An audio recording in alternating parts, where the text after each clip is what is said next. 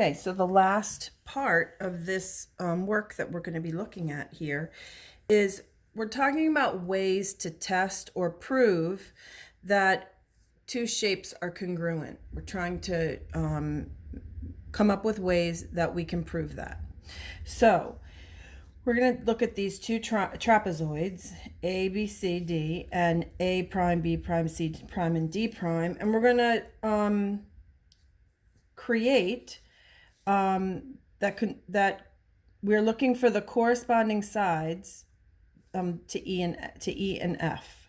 So if we look at this point E, we can have to find E prime and put that on the other trapezoid. So we can see that it's 1 unit away from point A.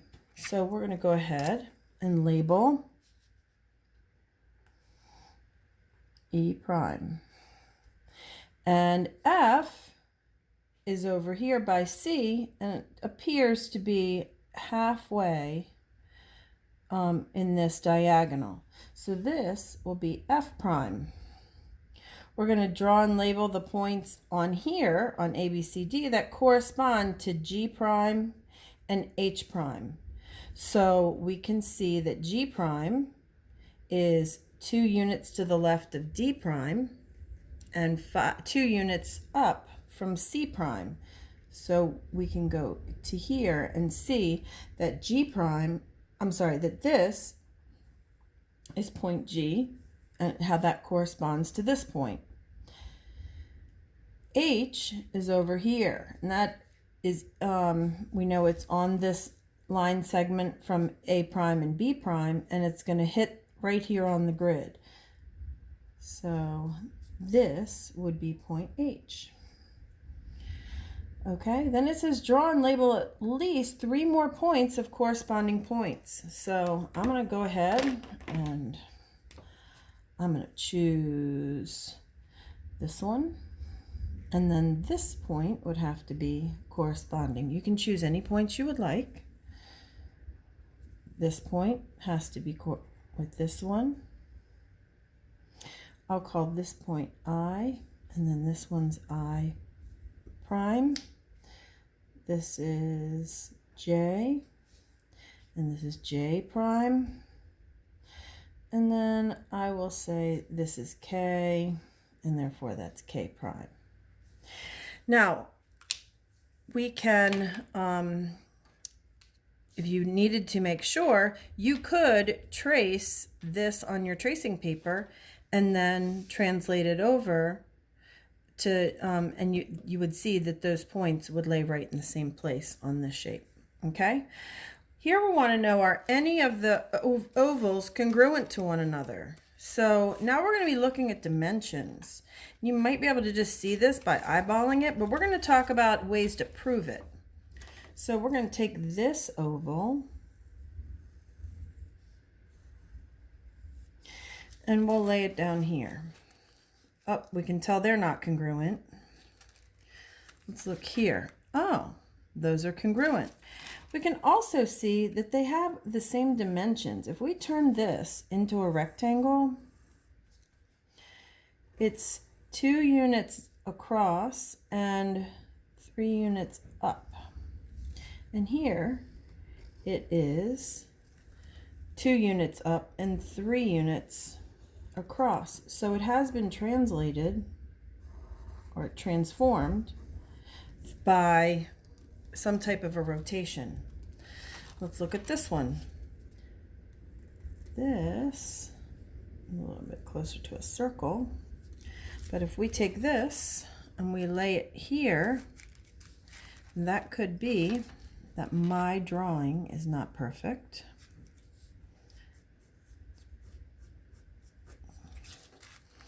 So we can see that these 2 ovals are congruent, and it's about halfway here and halfway here to here, and that, so it's 2.5 units up and 2 across, and here it's 2.5 units, or 2 units this way and 2.5 going this way.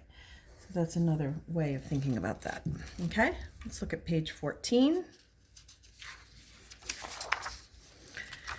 So this is a little something just for fun. Grab some toothpicks, or if you have pretzel sticks or anything, popsicle sticks, whatever you have around your house. You just need 12. And you want to create a polygon with an area of 5 square toothpicks, just like this. And then it's asking you, can you use exactly those 12 toothpicks without adding more or taking any away to create a polygon with an area of 4 square toothpicks. So think about what would you need to do in order to move these toothpicks in order to create 4 square units. Okay, think about that. Here are 2 congruent shapes. It says with some corresponding points that are labeled. So we can see if we take, we'll go ahead and trace this.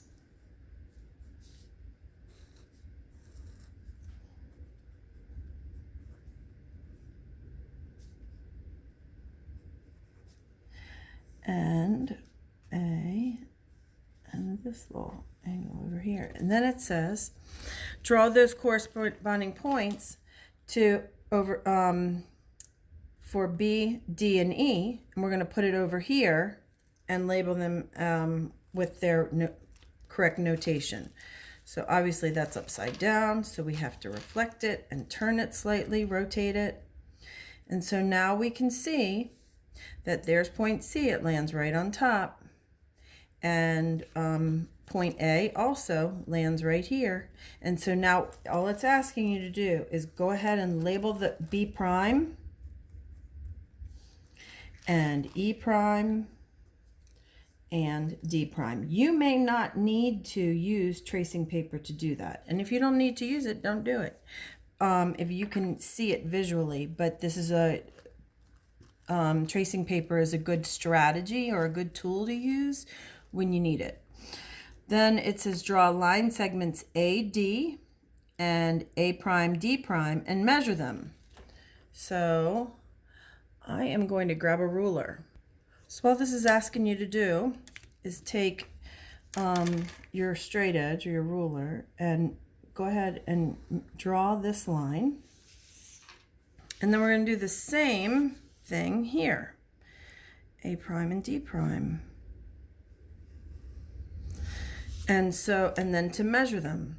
So if let's measure in centimeters. So if this one is 5 centimeters, and this one is also 5 centimeters, those lengths are the same length. And that proves that these 2 shapes are congruent. And then it asks, do you think there could be a pair of corresponding segments with different lengths? So think about that. Do you think it's possible to have 2 corresponding segments in a congruent shape that have different lengths? And the answer to that, you could explore. You could try to create a couple more. Let's make another line segment here to really get to see if we can prove or disprove. Let's make BE and B prime and E prime. And we'll measure that. This says that it is 4 centimeters. And this one is 4 centimeters also. Let's go ahead and